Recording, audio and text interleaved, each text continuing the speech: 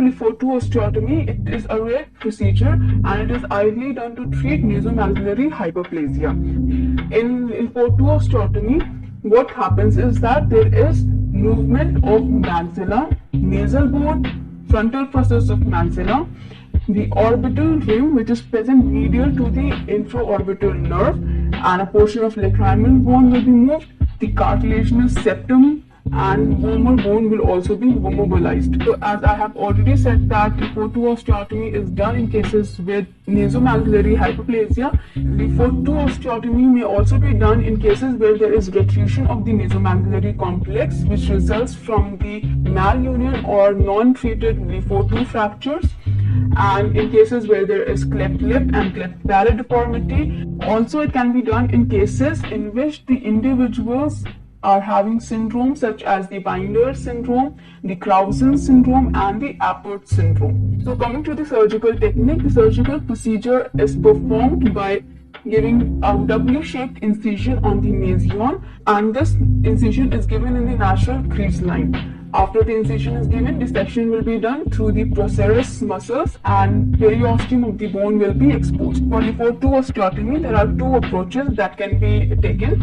The first approach is the transcaruncular axis with an incision in the medial zone of the caruncle, and the circumvestibular approach, which is done by giving incision in the vestibule of the maxilla 5 mm above the mucogingival junction or superior to mucogingival junction. This circumvestibular incision will extend from the molar region of one side to the molar region of another side, that is contralateral side. So after the incision is given and the bone is exposed, osteotomy cuts will be given. So the first horizontal cut over the nasal bridge is given, which is 2 mm caudal or inferior to the floor of the frontal sinus. And this osteotomy cut will be given inferior to the anterior ethmoidal foramens and artery.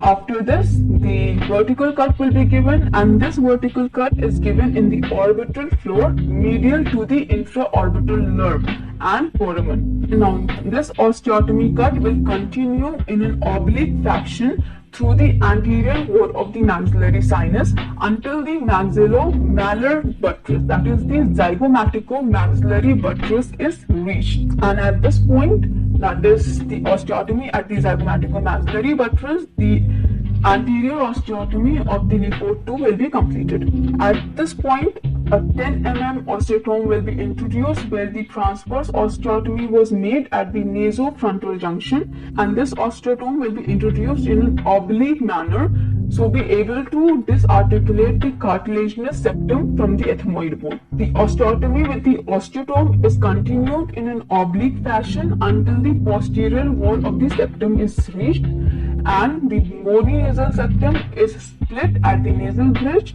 by a forked septum chisel. At pterygomaxillary junction, the disjunction or the separation is made with the help of a curved osteotome in the junction of the pterygoid process with the posterior wall of the maxilla.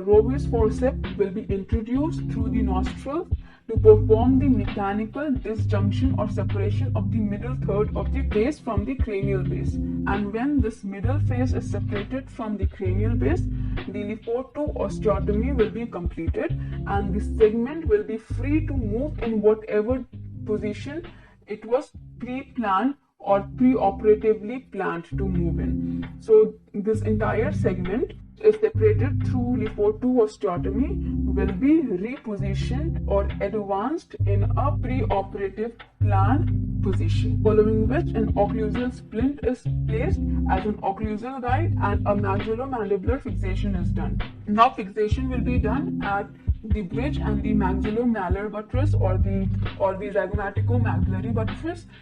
Fixation will be done with the help of 1.5 system L-shaped plate and 1.5 system X-shaped plate along with screws. Finally, closure will be done, and at nasion, 5-0 polyglactin suture will be done at the muscular plane, and 5-0 nylon will be used for the suturing of the skin. And at the place where transcaruncular approach was taken, 6-0 polyglactin suture will be done for the closure. Now, coming to the complications of LIFO 2 osteotomy, the complications will include hemorrhage due to bleeding from the anterior ethmoidal arteries. Lacrimal drainage system will be disrupted if the osteotomy is made behind the posterior lacrimal crust. Anterior cranial fossa invasion may occur in cases if the osteotomy is made too far behind the posterior lacrimal crest. So we need to remain in the anterior part of the lacrimal bone. And then another complication with LIFO 2 osteotomy is invasion in the frontal sinus in cases if the approach is made above the nasion. Enophthalmos will occur due to orbital osteotomy, which will lead to the increase in the volume of the orbit. Then, due to hematoma in the retroponal region, amaurosis may occur, and pseudoarthrosis will occur in cases where there is weak bone fixation. So